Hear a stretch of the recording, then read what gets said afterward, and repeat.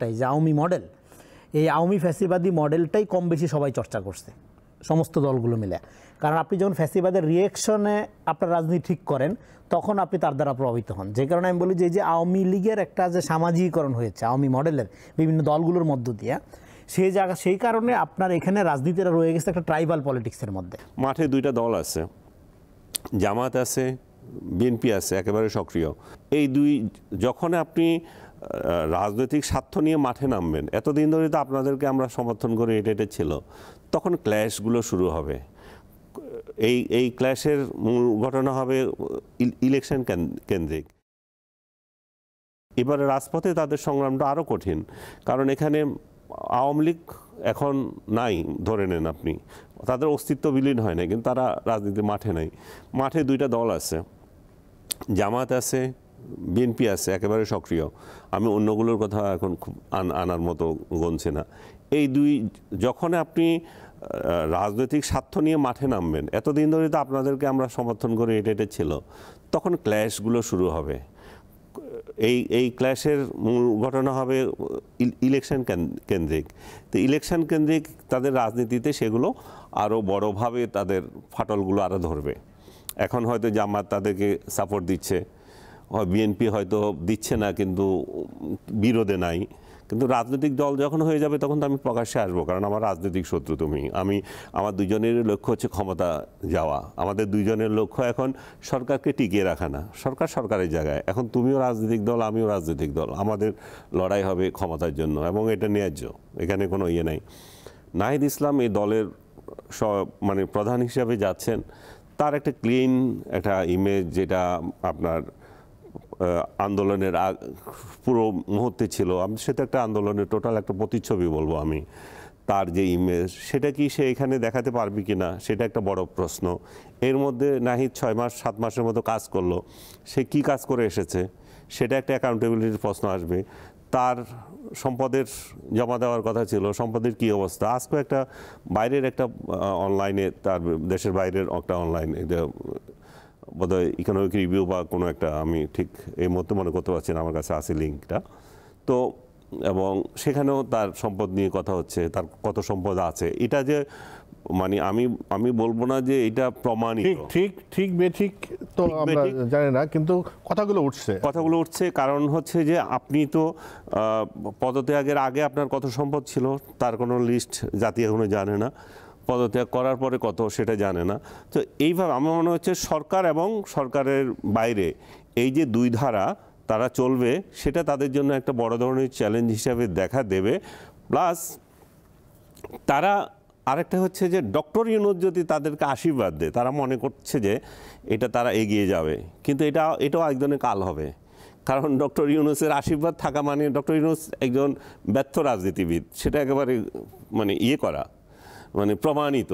উনি রাজনীতির দল খুলে চলে গেছেন, উনি বলেছেন এটা আমার দ্বারা সম্ভব না। আমরা তখন সক্রিয়ভাবে এটা দেখেছি, আমরা কাছ থেকে কথা বলছি, এবং কীভাবেই বিদায় নেবেন আমরা পরামর্শ দিয়েছি।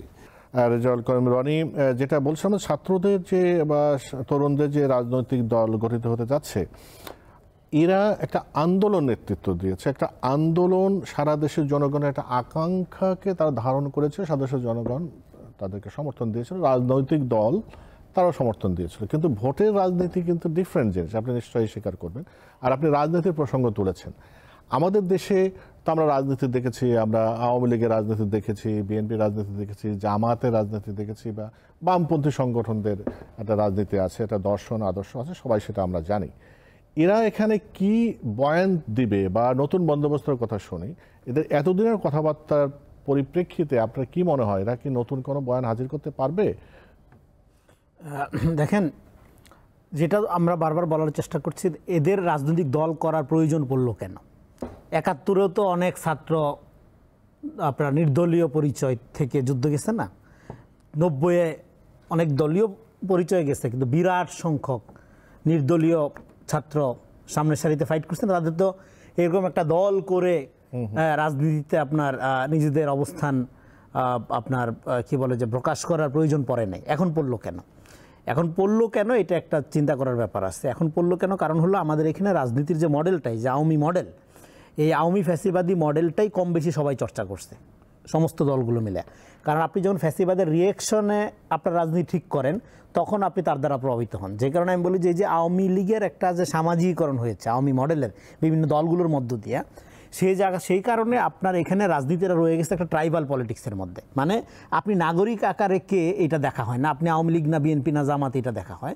দেখে আপনার চাকরি, দেখে আপনার সেবা, দেখে আপনার বাড়ির বিদ্যুতের লাইন, হ্যাঁ, দেখে আপনার শহরের যে ওয়াসার লাইন পাবেন, হ্যাঁ, এই যে ট্রাইবাল এর মধ্যে দিয়ে হয় কি আমাদের এখানে পলিটিক্যাল পাওয়ারটা সবসময় ক্যাপচার্ড বাই এলিটস।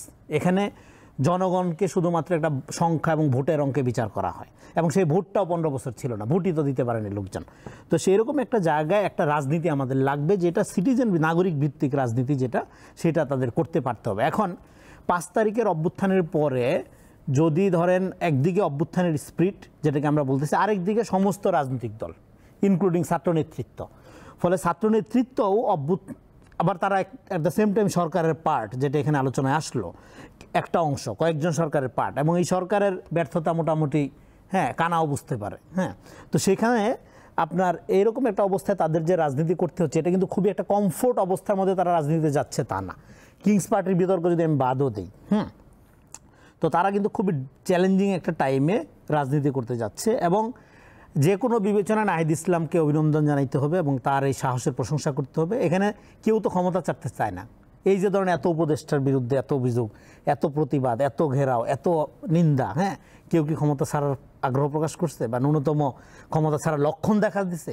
তো সে ক্ষমতা ছেড়ে দিয়ে জনতার কাতারে আসা এটা একটা বিরল ঘটনা। এটাকে স্যালুট করতে হবে আমাদের। এটার স্পিরিট আছে। দেখেন এই অভ্যুত্থানে একটা কালেকটিভ কর্তা সত্য হবে, এখানে সাবজেক্টিভিটি হলো প্লুরাল, কিন্তু এর নেতৃত্বের সময়গুলোতে কি দেখা গেছে যে ঝাঁকের মাঝখান থেকে নাহিদ আইসা কথা বলতেছিল, কথা বলে আবার ঝাঁকে মিলাই যাচ্ছিল। অনেকে কিন্তু এখানে আসছে ফুটেজ খাওয়ার জন্য, নাহিদ কিন্তু ফুটেজ করছিল না। নাহিদ অল্প কথা বলতো, কিন্তু সে রিয়েলি জানতো তার কি করতে হবে, এবং সে ফুটেজ খাইতে আসতো না, সে হাসিনারে খাওয়ার জন্যই আসছিল।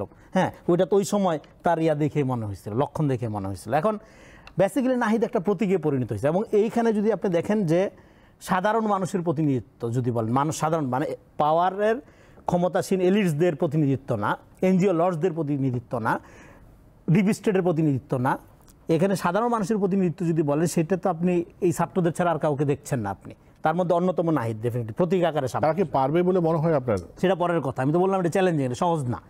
একটা রাজনীতি ডেভেলপ, এইবার রাজনীতি ডেভেলপ করার প্রসেসটা কি ধরেন, তার ফলে এটাকে আপনার স্বাগত জানাইতে হবে।